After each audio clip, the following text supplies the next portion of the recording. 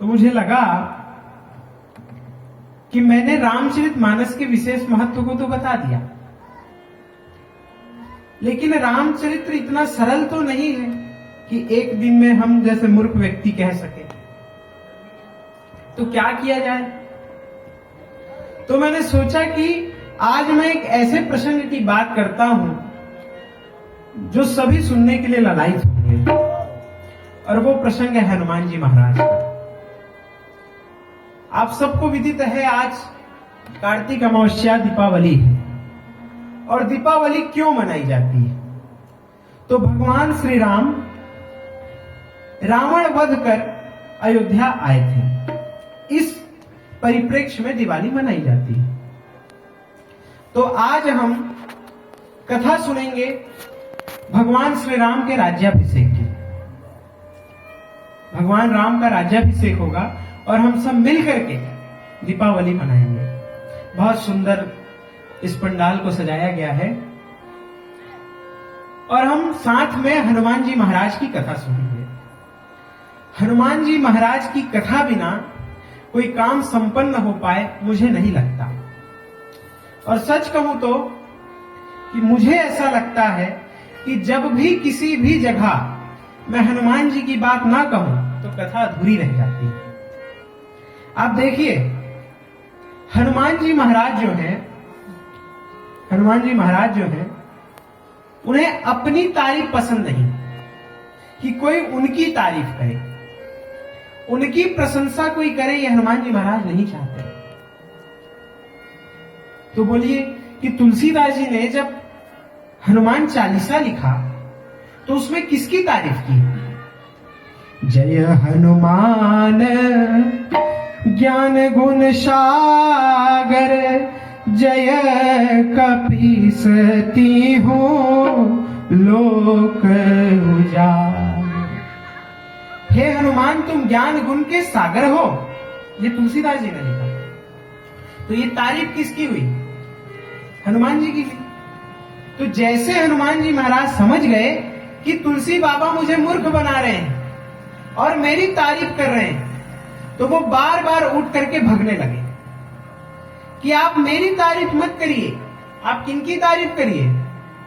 तो राम जी की तारीफ करिए, और राम जी की तारीफ करेंगे तो मैं यहां बैठ जाऊंगा।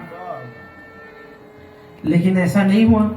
तुलसीदास जी भी चालाक थे, तो उन्होंने दिमाग लगाया कि यदि हनुमान जी महाराज को बैठा करके हम जैसे लोगों को सुंदरकांड का दान देना है तो क्या किया जाए।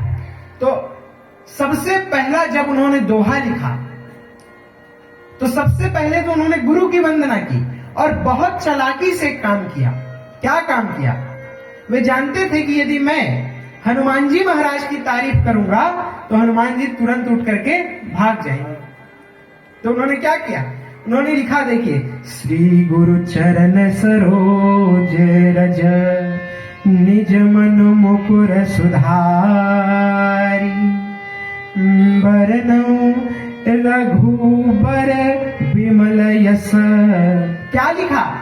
बरनऊ रघुबर विमल यस। तारीफ करने जा रहे हैं हनुमान जी महाराज की, लेकिन दोहे में लिख दिया बरनऊ रघुबर विमल यस। बहुत चालाकी की, और लिख दिया कि रघुबर के यश का वर्णन मैं करूंगा, बरनऊ रघुबर विमल यस। जैसे ही हनुमान जी महाराज सुने कि बरनऊ रघुबर विमल यस, जो दायक फल चारी, तो उनको समाधि लग गई कि अब मैं बैठ सकता हूं, क्योंकि तुलसीदास जी महाराज ने सबसे पहले तारीफ किसकी कर दी? राम जी की। बरनऊ रघुबर विमल यस, जो दायक फल चारी। और हनुमान जी महाराज वहां बैठ गए। अब हनुमान जी महाराज बैठ तो गए। अब हनुमान जी महाराज की कथा कहने के लिए ही लगभग 9 से 10 दिन तो लगते हैं, लेकिन हमको भगवान राम का राज्याभिषेक कराना है। जितनी जल्दी तो भगवान को और रावण को मारने की नहीं थी, उससे ज्यादा जल्दी हमको है राज्याभिषेक कराने की। तो हम क्या करेंगे? तो सबसे पहले हम सुंदरकांड की कथा, जिनका नाम ही सुंदर है, वो कैसा होगा। किसी लेखक ने खूब लिखा। क्या लिखा? एक बंदर बहुत सुंदर, एक बंदर बहुत सुंदर जिसके अंदर रामचंद्र। तो ऐसे सुंदरकांड की पावनी कथा पर हम प्रवेश करते हैं।